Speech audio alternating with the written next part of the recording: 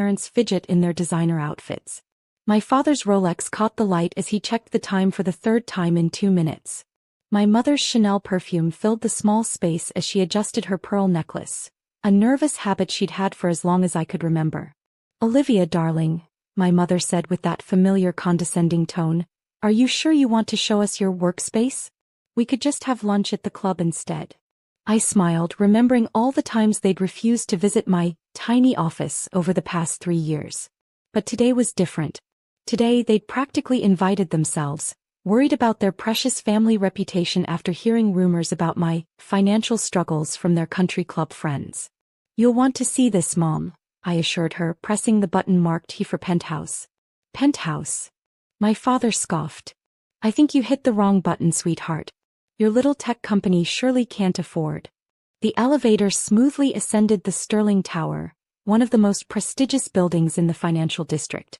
3 years ago, when I left my father's investment firm to start my own tech company, they'd been horrified. "Madison and Sons has been our family legacy for generations," Dad had roared. The fact that I was a daughter, not a son, had never seemed to bother him until I wanted to run things my way. "Remember that startup I told you about?" I asked, watching the floor numbers climb. "The one you said would never work? That ridiculous AI investment platform?" Dad chuckled. "Don't tell me you're still throwing money at that pipe dream." Mom touched my arm. "Honey, there's still a position waiting for you at the firm. Junior VP, your father says. Much more suitable." The elevator chimed at floor 15, where a young executive entered. His eyes widened when he saw me. "Miss Sterling," he exclaimed. "I didn't expect to see you today. The board presentation was incredible yesterday." My parents froze. Mom's hand dropped from my arm. "Thanks, Mike. How's the new trading algorithm performing?" "Revolutionary, ma'am. We've already had calls from 3 major banks wanting to license it." He got off 2 floors later, leaving my parents in stunned silence. I could almost see the wheels turning in their heads. Sterling Tower. "Ms. Sterling. Board presentation. Olivia." My father's voice had lost its patronizing edge. "What exactly is going on?" The elevator continued its smooth ascent. "Remember when I said I had an idea that would change the investment industry? An AI system that could predict market trends better than any human analyst. That impossible idea that would never work?" He quoted his own words back to me. "Yes, that one." I watched the numbers. 45, 46, 47. The one that now handles investments worth over $50 billion. $50 billion? Mom whispered. "But that's not why I brought you here today," I continued as the elevator approached the top floor. "You see, when my company took off, I needed a suitable headquarters. And this building, well..." The elevator timed one final time. "Let's just say I got a good deal when I bought it." The doors opened to reveal a stunning penthouse office with floor-to-ceiling windows overlooking the city. Modern art adorned the walls, and a sleek desk faced the impressive view. But what caught their attention was the massive sign behind my desk: "Sterling Innovations, where AI meets investment." "Welcome to my building," I said quietly, stepping out of the elevator. My mother's perfectly maintained composure cracked. "Your building? All 60 floors of it?" I walked to my desk, enjoying the sound of my heels clicking on the marble floor. "Would you like a tour? We can start with my tiny office here in the penthouse." Dad's face had turned an interesting shade of red. But Sterling Tower is owned by Sterling Innovations," I completed for him. "My company. Named after Grandma Sterling, by the way. The one who always told me to think bigger than anyone expected." "But that's impossible," he sputtered. "You've only been gone 3 years." 3 years, 4 months and 17 days, I corrected. "Would you like to see our latest quarterly reports? They're quite interesting." A knock at the door interrupted us. My executive assistant, Jessica, entered with a tablet in hand. "Miss Sterling, sorry to interrupt, but Goldman Sachs is on line 1 about the merger, and the mayor's office confirmed your lunch meeting tomorrow." "Give me 5 minutes, Jessica," I said, watching my parents try to process the situation, and push the Goldman Sachs call to 3 p.m. After Jessica left, my father collapsed into one of the leather chairs facing my desk. My mother remained standing, her eyes darting around the office as if searching for signs this was all an elaborate prank. The merger they're talking about on CNBC? Dad's voice was barely a whisper. That's you. I sat behind my desk enjoying the role reversal. For years I'd sat on the other side of his desk, listening to him explain why my ideas were too risky, too innovative, too different from how things are done. Yes, that merger. We're acquiring Thomson Financial's AI division. Rather fitting, considering they rejected my job application 4 years ago. I pulled up some figures on my holographic display. Would you like to see the numbers? Mom finally found her voice. But at the Christmas party you said you were still figuring things out. You were wearing that same old blazer.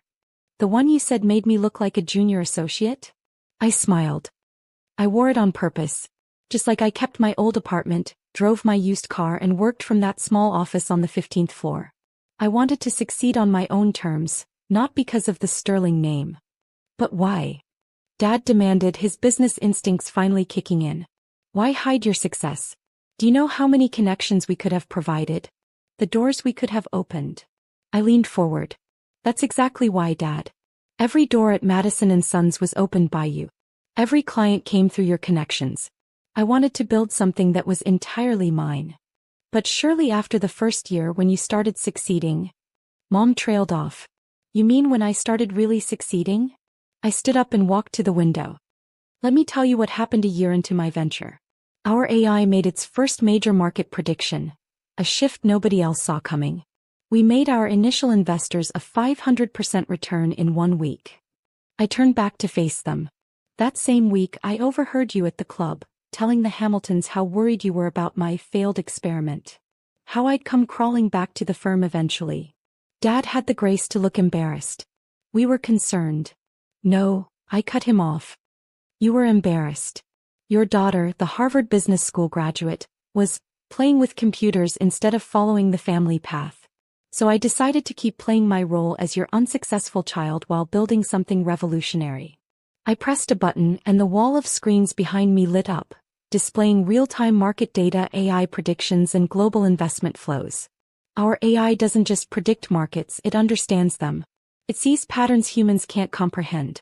Every major financial institution in the world now uses our technology. I paused, letting that sink in. Including Madison & Sons. Dad's head snapped up. What? Check your firm's trading software. See who provides it. I enjoyed watching him fumble for his phone. You've actually been using my technology for the past year. Your recent record profits?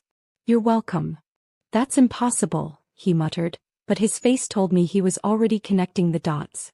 The Sterling algorithm, that's named after me, yes. Your chief technology officer was quite impressed when he found out who he'd been dealing with. He's been dying to tell you, but I made secrecy a condition of our contract. Mom sank into the other chair, her perfect posture crumbling. All those dinner parties where we tried to set you up with successful men? Like Peter Thomson? I laughed. Whose company I'm now buying? Yes, those were particularly amusing evenings. A soft chime interrupted us. Jessica's voice came through the intercom. Miss Sterling, the board members are arriving for the quarterly meeting. And Mr. Thompson from the Times is here for your Forbes cover interview. The silence in my office was broken by the distant sound of helicopters. Probably the business news channels covering our merger announcement. My father was still staring at his phone, scrolling through article after article about Sterling innovations.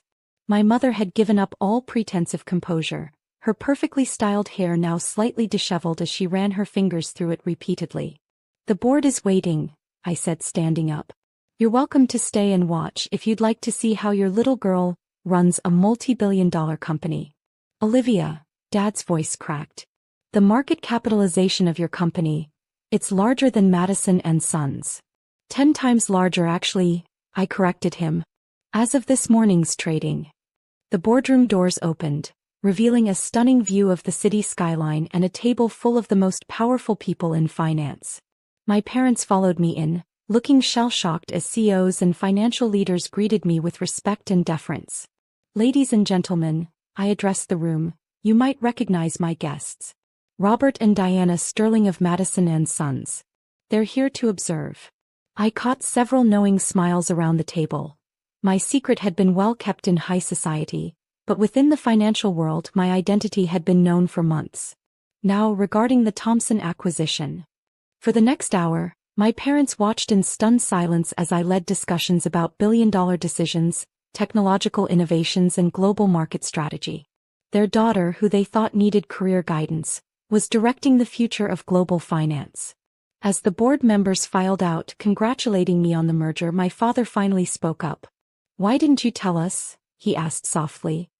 "All this time we thought." "You thought what you wanted to think," I replied, gathering my papers. "That a woman couldn't succeed in finance without following the traditional path. That innovation was too risky.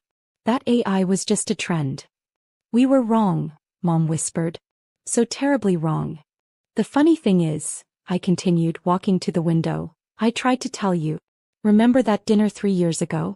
I explained how AI could revolutionize investment banking. You both laughed and changed the subject to the Hamilton Sons' new partnership." "I remember," Dad admitted. "I didn't understand half of what you were saying." "No, you didn't try to understand. There's a difference."